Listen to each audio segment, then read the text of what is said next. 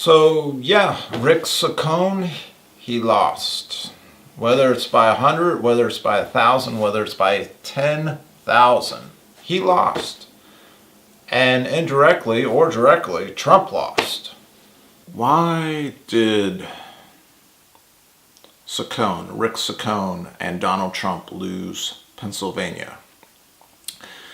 It's very, very obvious why they lost. Well, this goes to show you that the fallout from Trump's statements that he made over the Parkland shooting, he's having major political fallout from that. I would say from my own experience that Trump's probably lost a good 10% of his base just over the Parkland shooting comments. Taking away the guns first and then offering due process, his suggestion that nobody under 21 should be allowed to buy a firearm, including rifles and shotguns. I mean, let's face it, Pennsylvania is made up of hunters. It's their tradition to go out hunting every fall. That's what they look forward to. And Trump comes out and says, hey, you know what? It's a good idea that nobody until the age of 21 can buy a rifle. I mean, can you imagine the devastation that these farmers and FUDs and sportsmen, can you imagine the looks on their face when Trump came out and said this? And they're all probably scratching their head looking at each other like, what the hell? From my own experience, there's at least 10% of the people who have turned from Trump over this his anti-gun rhetoric. I would say there's another 25% that are confused right now about what they should do with Trump. So we're talking about a good 35% of the people I've talked to or had experiences with are really not in Trump's camp much anymore. And that has all to do with Trump. What does Trump expect is going to happen when he tells gun owners that he doesn't want somebody to have a gun if they're under 21? And look at the fallout from this. Here he is campaigning in Pennsylvania. I would say Pennsylvania is probably has one of the strongest hunting cultures in America. I mean, these people look forward to that day that their son can go out and buy his first rifle. And then Trump's going to tell them, oh yeah, by the way, that's not going to happen for another 3 years. Yeah, that went over really well in Pennsylvania. In other words, the hunting culture there is you're either a farmer or a hunter or, whatever you are, but you like to go out hunting. And you also have children.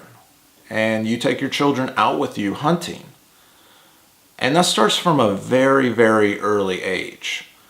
And these farmers and hunters and other gun enthusiasts want to take their children out. They want to take them out deer hunting. They want to take them out hog hunting. They want to take them out turkey hunting.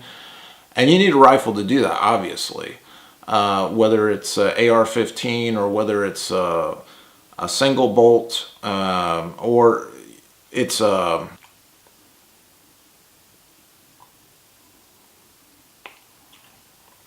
black powder rifle.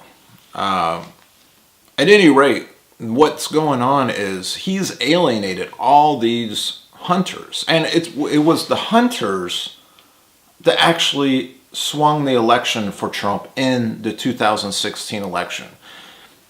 If this Rick Saccone election would have been held in the year 2017, before Trump made all these anti-gun remarks, Saccone would have won by a landslide, just like Trump did in Pennsylvania.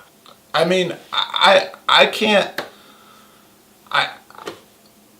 for the life of me understand why after Trump ran on being a pro-gun president, after he made this lavish speech at the NRA where he declared that the federal government's attack on the gun owners and on the Second Amendment was over. I can't for the life of me understand why he would come out after Parkland and say all the anti-gun things he did. But he's alienated all these gun owners in Pennsylvania. And it's no wonder that they just said, hey, you know what? I'm not. It's either, there's two options here for people who've been alienated by Trump: the farmers, the hunters, the sport shooters.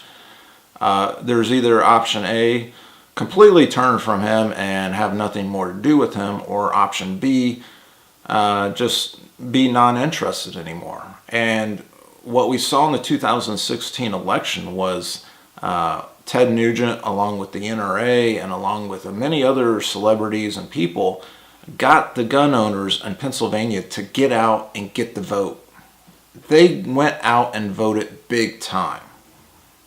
But again, here's the fallout from the Parkland shooting and all the comments that Trump's come out and said, saying ban bump stocks, don't let anybody have a gun or buy a gun till they're 21. So the political fallout from all this is, or the political fallout from Parkland is major, and it's real. And, you know, the media is not going to touch it, but the president's got to realize that his base is really faltering right now after his anti-gun remarks. And the media is going to spin this any and every way that they can. But the truth of the matter is, Trump has alienated his base. They're either confused or they're turned or they're scorned right now, like a woman scorned. And I know personally for me, I voted for Trump, very avid gun owner. As of right now, unless Trump comes out in the future and really turns things around, I'm not voting for him again. In fact, I'm starting to question, what has Trump done for gun owners since he's been elected? He's been president for 14 months, and he has not done one pro-gun thing at all. You know, he did come out after he was elected at the NRA convention, and he said that there will not be a stronger person for the Second Amendment. He also said that the federal government's attack on the Second Amendment was over. What has Trump, let's just ask this question.